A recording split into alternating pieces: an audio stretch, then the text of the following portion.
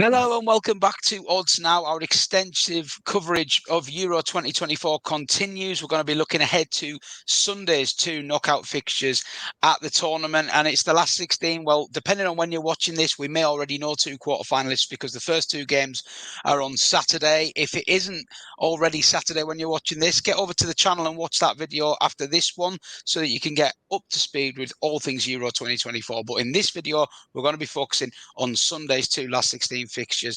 And we start with the game that everyone in our side of the pond is going to be having their eyes on. It's England versus Slovakia. And, well, I don't know if I can add anything new to this England conversation. It feels like everything has been said over the last week or two.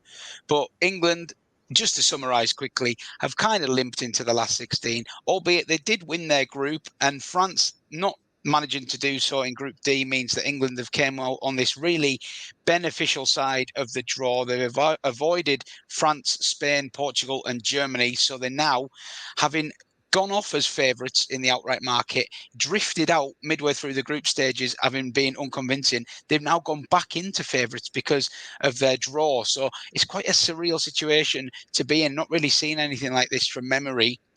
The narrative in England is very much that England have no chance of winning this the way they're playing, is very, very negative towards Gareth Southgate. There's a lot of quite borderline vitriol, I would say, towards the England manager now. He's become a bit of a face of ridicule, which seems a tad harsh given what he has achieved during his tenure. But alas, this is the cutthroat industry of international football, I suppose. They face a Slovakia side who not many would have actually had qualifying or, maybe limping through as a best third place side. But they were one of a few teams that benefited from getting that victory on the opening day. And what a win it was, beating Belgium, probably the best result in their recent history. I think it's fair to say. 1-0. They played really well in that game, but they did have to ride out a storm from Belgium, who had a couple of goals disallowed via Romelu Lukaku.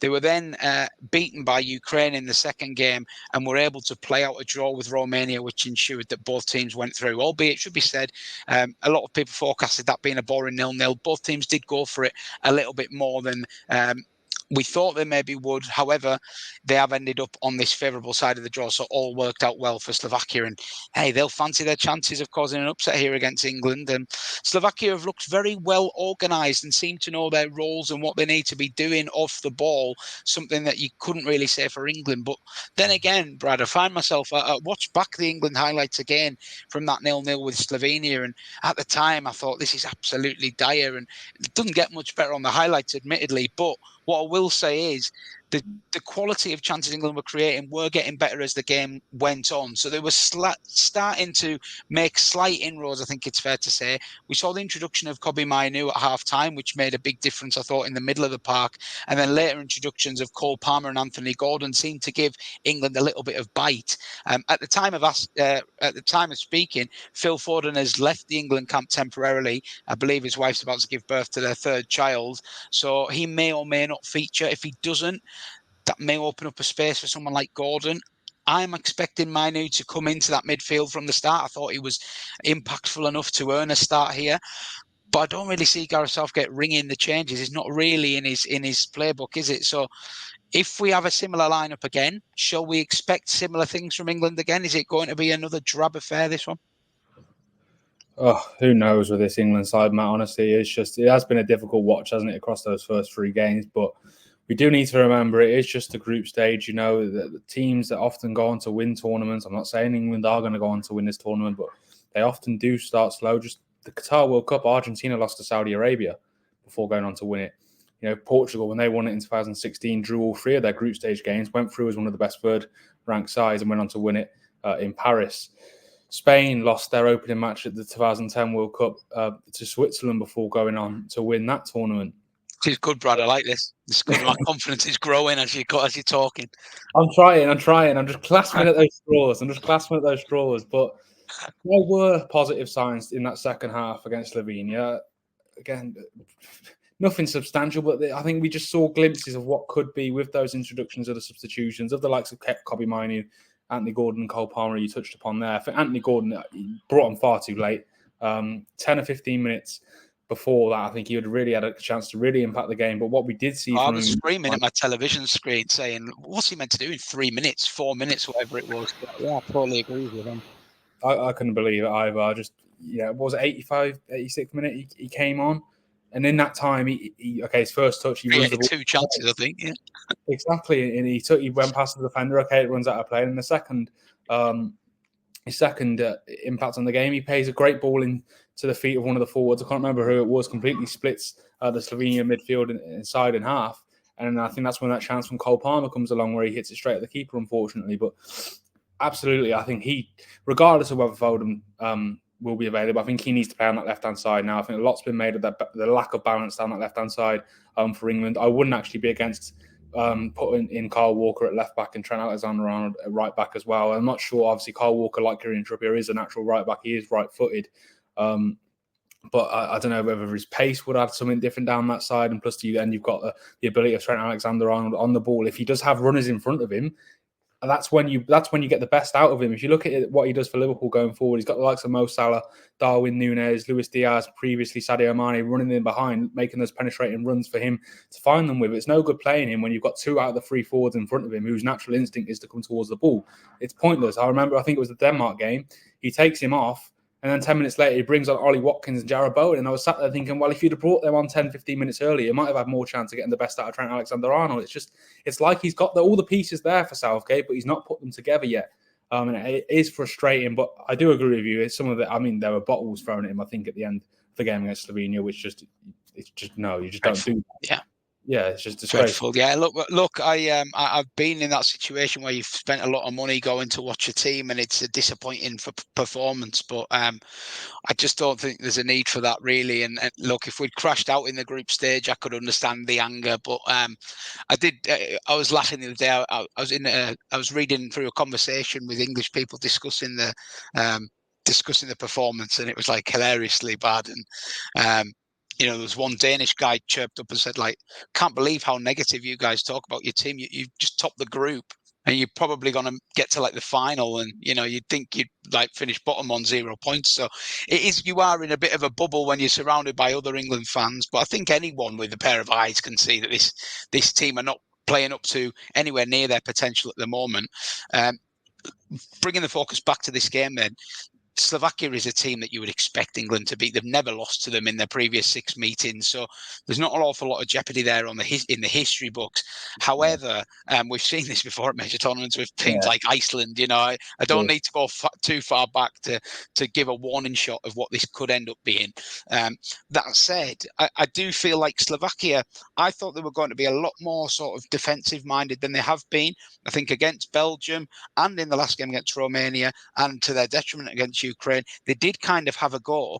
They haven't created a lot of chances, but they try to play football, and they do leave gaps. And I think England might just find themselves with a little bit more space to exploit than they have in the group stage. Because let's be honest, Slovenia were there for a point. The celebrations at full time, told you exactly what they were there for.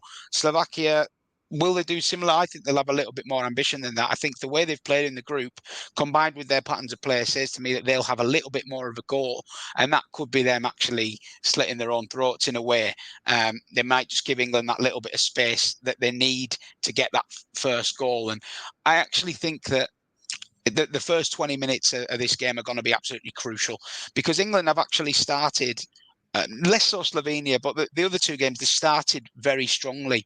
And I always quite fancy England from the start, to get that first goal. But when you get to 20 minutes, half an hour, and it's 0-0, that's when the passes start becoming a little bit more negative, and nobody wants to take responsibility. Kane starts coming very deep, and it all gets very frustrating to watch. But I think if England can get that breakthrough early, which I think they'll get a couple of chances against the Slovakia side early, you put one of them away, it could actually end up being quite a comfortable afternoon. And I'm not saying that with my England hat on. I just think that's a possible where this could pan out. It's quite clear what the alternative is, because we've seen it 3 times in the group stage. It could be a long, turgid, low XG affair that you're waiting for one moment to decide it, kind of thing. I don't make Slovakia absolute no hopers. I think they could get this game to extra time quite feasibly. But if I was predicting how it would go, I think England will get a few chances in the opening half an hour. start strong like we've seen in a couple of their games. And I think they maybe get that goal this time, and they maybe do this with a degree of comfort. Southgate's record in knockout games, he's won 6 of his 9 knockout games. The losses have been to Italy, France, and Croatia. Italy being on penalties as well. Generally, his teams find a way to take care of these kind of sides.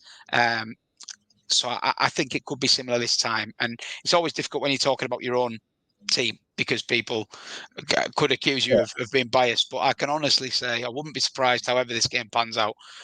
But my gut feeling is a fairly comfortable win. So I'm going to back as my best bet. We are going to give a best bet each for each game. My best bet is going to be England to score in both halves, which comes out with 6-4. Like I say, I think that strong start, if it equates into a goal, this could become fairly comfortable afternoon. Hopefully. Brad, where are you going on this one? Yeah, I agree with a lot of what you said there. I do worry about England, though. They're one of the only teams I've ever watched that I'm worried about when they go 1-0 up, because the hat seems to drop. They seem to drop off 5 or 10 yards, and they seem to almost let teams off the hook. We've seen it numerous times now. I don't have to list the games that I'm talking about there. I'm not as optimistic they're going to be as comfortable. I do understandable. Very understandable. I do think England ultimately will come out on top, but I do think they're going to be made to work for it, and I think they're going to huff and they're going to puff, and eventually they'll get over the line. But yeah, I think this Slovakia team, like you said, they do play football, but they've also got a very good defensive record from qualifying. And you saw the clean sheet against Belgium. Okay, they rode their luck at times in that game, but they do have the capabilities as well to sit in and make it a very frustrating day for you, I think. And I wouldn't be surprised if that's what we see here. So my best bet will be on the halftime, full-time market, a draw at halftime in England to be leading in the second at full-time, to win at full-time. Let's check what that comes in at. Sorry, it comes in at 33-10 generally, and I was quite surprised at how wide that was when you consider the group stage, what we've seen in the group stages.